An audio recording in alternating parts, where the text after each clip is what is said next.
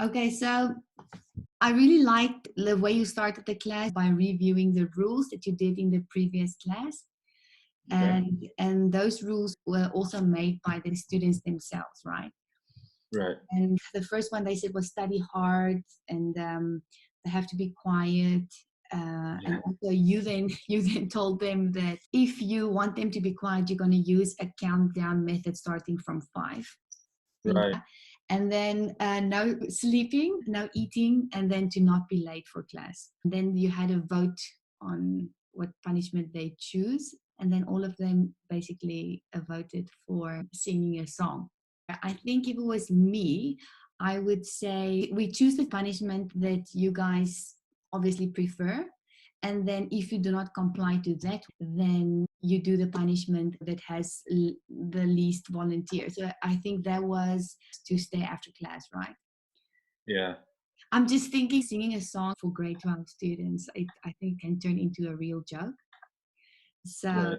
and also in the end, you ask them to sign a contract, which I also use with kindergarten. I think it's a great idea.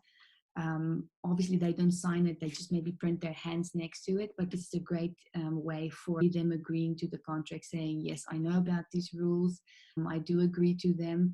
But instead of saying, if I come late for class, then I will sing a song. And if I don't comply to that, then I will be asked to stay after class. What do you think about that? Yeah. That makes sense. Yeah. Yeah. And then the other thing that I like about your class is you were prepared when you had your PowerPoint presentation, and you basically had your class in segments saying like, this is what we are reviewing, which is really good. I also always review with the kindergarten kids the first few minutes. It's just basically reinforcing what you've done and just checking what they've learned, if they understand. I think that's a great method, so high five for that. Yeah. And then yeah, and then you went on talking about today's work, and you had 4 clear steps saying like, the first one was you had an introduction, and then the student objective that I thought was really great. Then you had a mini lesson plan where you had a bit of talking. Then you explained to them they are going to do a worksheet, and then they're going to make a poster. So I had the feeling that the students knew what they can expect throughout the class.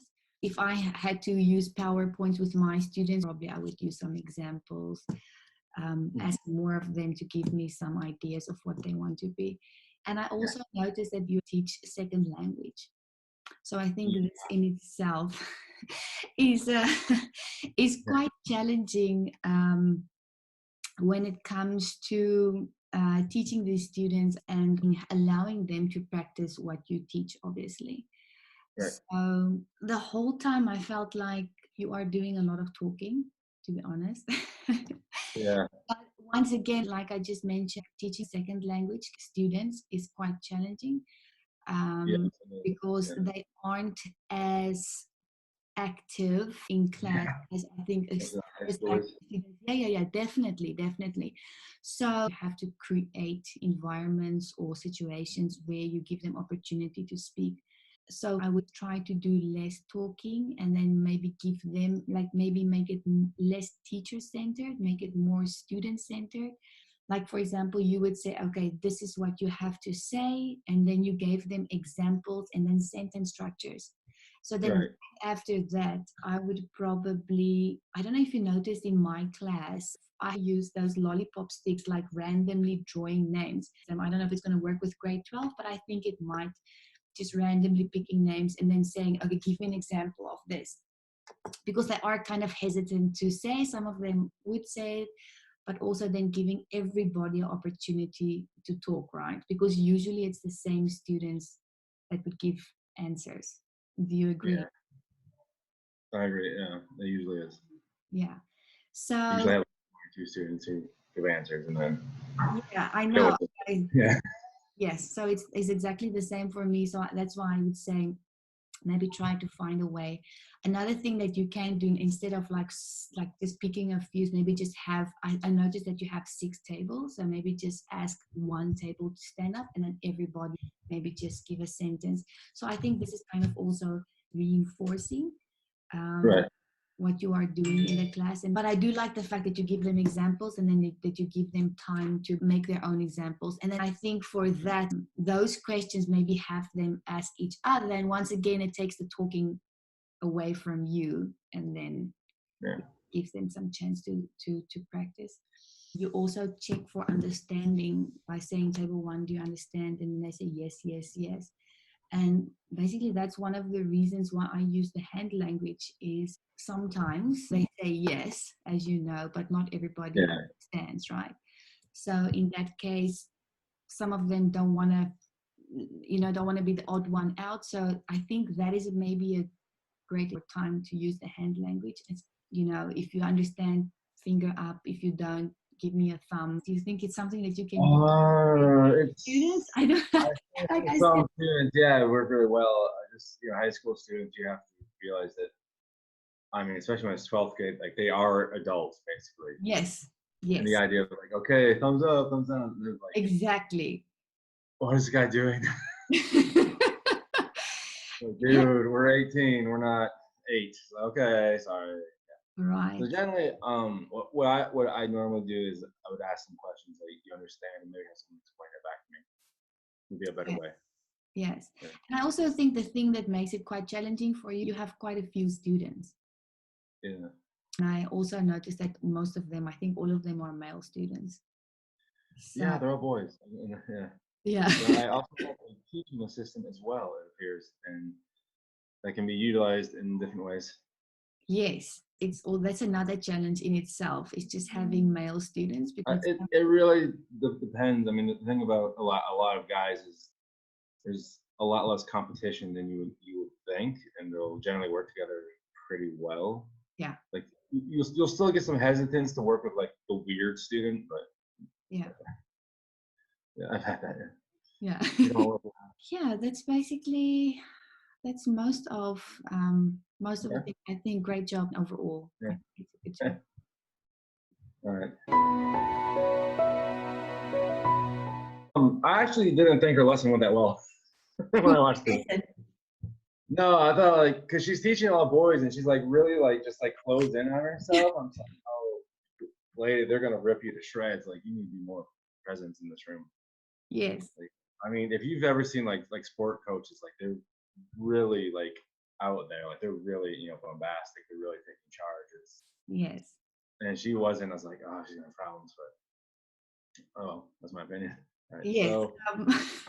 So, I do think the fact that it is a female teacher and it's all boys. I think also like it's hard always to give opinion if you're not in that situation. Like you don't. I think a lot of things have to be taken into account, like the culture and you don't know what she's allowed to do and what they are allowed to do. So, but you can give your opinion and maybe what you can do. I think. Certain things, like I said, I did like about it, but I do think there is space for a lot of improvement, definitely. I think student engagement is a huge yeah, student engagement wasn't great. Yeah.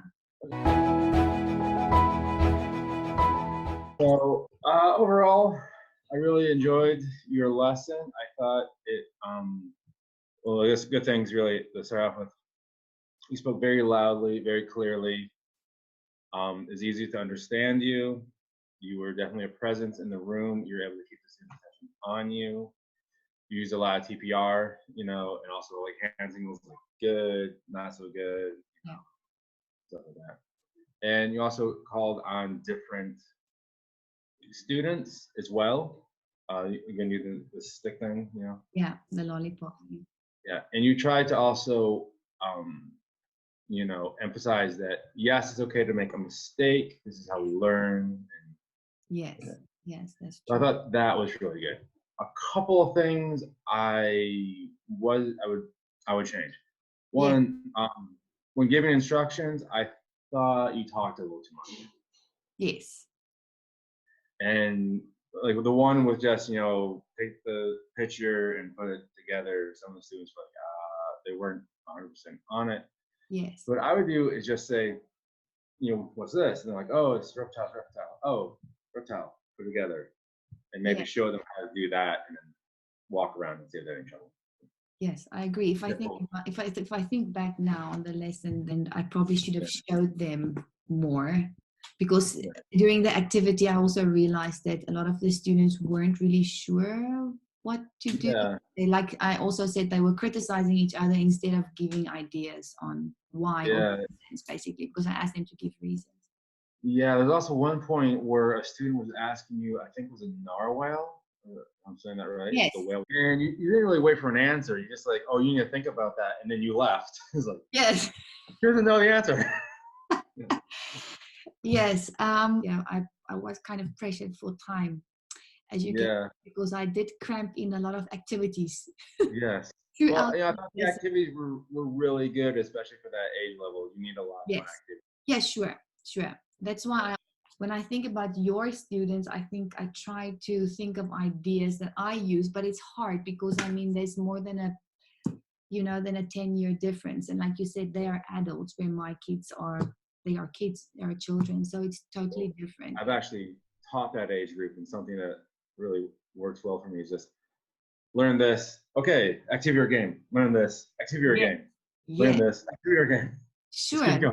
that's so true. That is exactly, and I think it's so easy because another thing with the younger age is also they are so much more like gullible and ready to do anything and to learn. You know, Yeah. like you say, you just teach it and then you just give them a game and then they, you know, it's so easy. But as you say, for the older students, you have to have a totally different approach. The next thing was the material. You sort of assumed that they knew all of this, Yes. but it's like you hadn't really reviewed, and I was like, so you're basically assuming that the last teacher's work was really good, but you Yes. have no idea. Yes. So I would have reviewed. I think I would have taken more time. Maybe had one lesson on fish, one lesson on mammals, one lesson on this, and then put it together so I knew they had that base and I Yes. could build on it or something like that. Yes. And a couple things. Maybe talking more soothing voice. Like there are times when I generally felt like you're yelling at the students. Yes.